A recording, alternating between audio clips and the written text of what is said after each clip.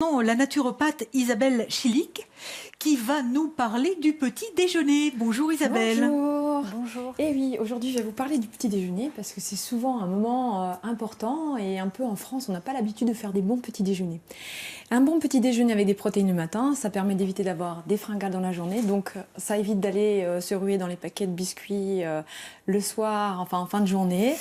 Et ça permet d'avoir la forme aussi, parce que vraiment en chrononutrition, on va regarder en fait quel est le meilleur moment pour digérer. Et le matin, on peut digérer tout ce qui est gras et tout ce qui est protéiné. Donc je vous ai emmené des petites choses ce matin. Un joli plateau, hein. Ah oui. Donc je vous ai fait un houmous de lentilles corail à la nette avec de l'amande. Donc ça, vous pouvez retrouver la recette sur mon site. J'ai également emmené de la viande des grisons. Donc ça, c'est protéines animales. On peut également se faire un œuf à la coque. Donc ça, c'est très facile et souvent facilement, ça permet le changement en lenteur. On a droit aux mouillettes au pain des fleurs. On a le droit aux mouillettes au pain des fleurs. Voilà, les petits crackers, on peut également mettre du pain. Mais donc ça, c'est du sans gluten. On a également, alors ça, c'est un petit truc original que je vous ai amené, c'est de la crème de sésame noir. Alors ça vient du Japon, peut-être que vous connaissez. Ouais. Et ça, c'est vrai que ça donne un petit goût un peu amer, une petite touche amère. Mais ça mène des bonnes graisses aussi. Et également de l'avocat. Et c'est vrai, l'avocat, on n'en trouve pas tout le temps. Il y a des saisons, donc là, il y en a en ce moment. Mais vraiment, donc, de faire un petit déjeuner composé avec un acide gras, quelque chose un peu gras, autre que le beurre aussi, une protéine, donc entre ces trois par exemple, avec un petit crackers ou du pain, enfin plusieurs même crackers. Plutôt des crackers. Plutôt des crackers. Et alors pour ceux qui aiment la sensation sucrée le matin, comment on fait ? Alors, pour ceux qui aiment la sensation sucrée, il vaut mieux éviter de manger du sucre le matin, parce que le sucre appelle le sucre. Et donc, si on prend un petit déjeuner salé, petit déjeuner sucré, donc baguette, pain, beurre, confiture, souvent à 10h, 11h, on a un petit coup de fatigue. On commence à pas être bien, souvent aussi irritable, donc on va être en hypoglycémie. Donc, pour éviter ça, on va plutôt aller vers un petit déjeuner salé. Mais il n'y a rien de sucré quand même, hein, là. On évite si on peut. Après, quitte à laisser un petit peu, on pourrait mettre un peu de compote ou prendre des fruits, voilà, c'est ça. Voilà. On a le droit, un petit peu de compote de fruits. Plutôt compote, oui. Oh, ça va être dur. Non, mais quand on voyage, enfin, en tout cas dans les pays asiatiques, le petit déjeuner le matin, c'est vraiment comme le repas du soir. Oui, dans beaucoup de pays d'ailleurs, Ouais, c'est plutôt salé.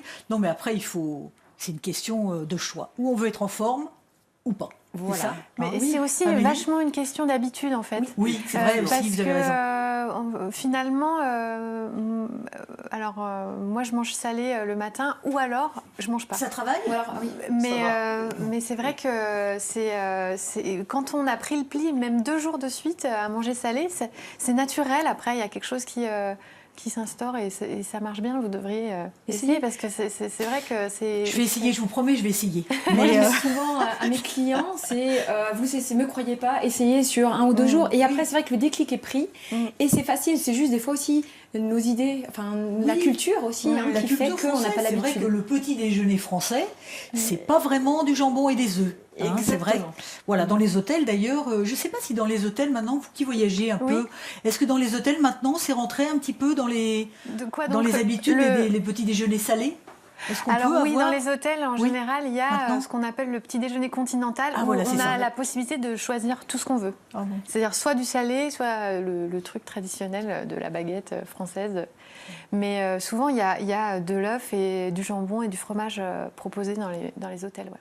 Alors il y a aussi un constat, donc au-delà de ce constat du petit déjeuner salé qui est mieux que le sucré le matin, il y a aussi un constat global pour nombreuses personnes sont allergiques au gluten. Alors justement, ça serait bien qu'on parle de sans gluten, mais aussi il y a aussi un effet de mode, c'est pas obligatoire d'être sans gluten. Non, mais il y a vraiment des personnes qui peuvent être intolérantes ou qui sont vraiment fatiguées de manière régulière et donc des fois d'enlever le gluten, ça peut faire vraiment beaucoup de bien. Qu'est-ce que ça fait mal où le gluten ? Aux intestins en fait. Donc ça va faire, le gluten c'est des espèces de colle, donc ça va empêcher un petit peu l'assimilation. Et donc des fois de ramener du gluten et encore, ça irrite un petit peu les villosités, donc c'est dans les intestins et donc ça peut générer des inflammations. Donc des personnes qui ont beaucoup d'inflammation, souvent c'est bien de réduire vraiment le gluten. Et il y a des choses à faire, mais souvent on ne connaît pas, donc on trouve que c'est compliqué. Mais d'avoir essayé de le mettre en place sur sur quelques mois. Enfin, c'est vraiment pas trop compliqué. Moi, j'ai beaucoup de personnes qui viennent me voir aussi pour ça, dans ma patientèle, qui vraiment viennent me voir parce que ils doivent changer d'alimentation et donc passer sans gluten, mais comment on cuisine, comment... Oui, vous êtes sans gluten, vous, Amélie. Oui. C'est un choix Et ou ça c'est va, une je vous intolérance? Et vous allez bien, ça se voit. Alors en fait, c'est pas vraiment une intolérance, mais lorsque j'ai eu arrêté pendant une dizaine de jours, j'ai constaté la différence d'avant et après. Et je me suis dit que j'avais pas envie de revenir en arrière parce que vraiment ça m'a fait beaucoup de bien dans toute la digestion globale, quoi. C'est-à-dire que je parle de ma vie intérieure, mais c'est très important. Et du coup, oui, c'est très important. C'est très important pour sa vie extérieure aussi. Exactement. Près du coup, Et en fait, ça générait chez moi une grande fatigue, la digestion difficile, quoi.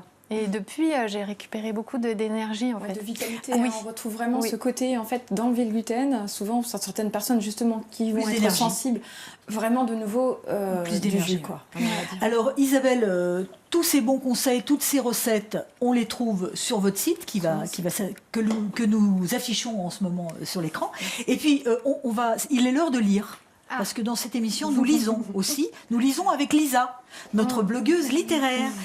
Bonjour Lisa, bienvenue. Venez vers nous avec vos trésors, comme chaque semaine. On lit avec Lisa quand même. C'est vrai, là. C'est merveilleux. Lisons avec Lisa. Lisons avec Lisa. Nous lisons et nous rêvons avec Lisa. Oui. Alors aujourd'hui, nous allons découvrir une histoire d'amour. On va dire, encore une histoire d'amour. Ah non, mais celle-là, c'est une histoire d'amour entre deux gants de vaisselle. Oui. C'est pas banal. Non. Et puis en même temps, c'est une histoire simple. Oui. Je vous laisse nous la présenter. Oui. C'est une histoire d'amour qui s'appelle Une histoire d'amour de Gilles Bachelet, qui est sortie fin 2017 aux éditions du Seuil Jeunesse. Et avant de rentrer vraiment dans les images et les commentaires, je vais vous lire le début parce que c'est savoureux.